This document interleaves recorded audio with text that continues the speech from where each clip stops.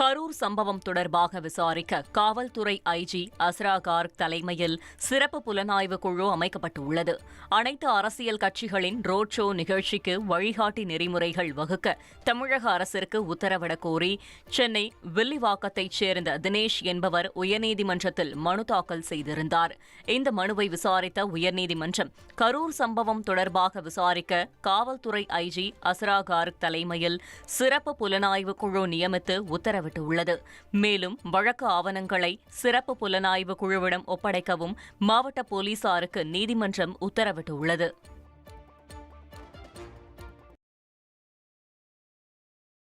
கரூர் துயர சம்பவத்தில் தாவேக தலைவர் விஜயின் பேருந்தை பறிமுதல் செய்து காவல்துறை வழக்கு பதிவு செய்திருக்க வேண்டும் என்று சென்னை உயர்நீதிமன்றம் தெரிவித்துள்ளது.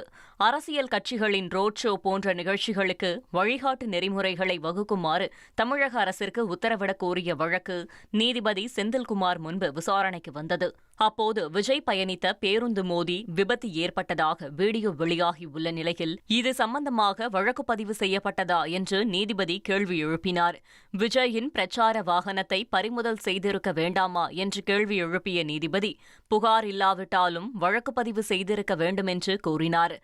பேருந்து மோதியது தொடர்பாக வழக்கு பதிவு செய்யாவிட்டால் மக்கள் எப்படி நம்புவார்கள் என்றும் நீதிபதி கேள்வி எழுப்பினார்.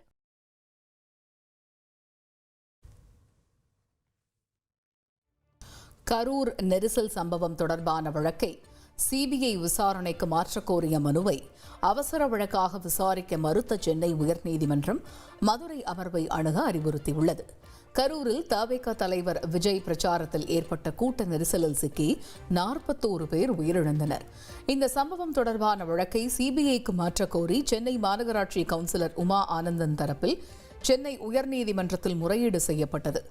இந்த முறையீட்டை கேட்ட நீதிபதிகள் கரூர் உயர்நீதிமன்ற மதுரை அமர்வு வரம்பில் வருவதால் மதுரை அமர்வை அணுகும்படி கூறி முறையீட்டை ஏற்க மறுத்துவிட்டனர். உமா ஆனந்தன் தாக்கல் செய்த மனுவில் தேர்தல் வரவிருக்கும் நிலையில் இந்த சம்பவத்திற்கு பின்னால் ஏதேனும் சதித்திட்டம் இருக்கலாம் என்ற சந்தேகம் உள்ளதாக தெரிவிக்கப்பட்டுள்ளது. அதனால் இந்த வழக்கை மாநில காவல்துறை விசாரித்தால் நியாயமான விசாரணை நடைபெறாது என்பதால் விசாரணையை சிபிஐ விசாரணைக்கு மாற்ற வேண்டும் என மனுவில் கோரியுள்ளார்.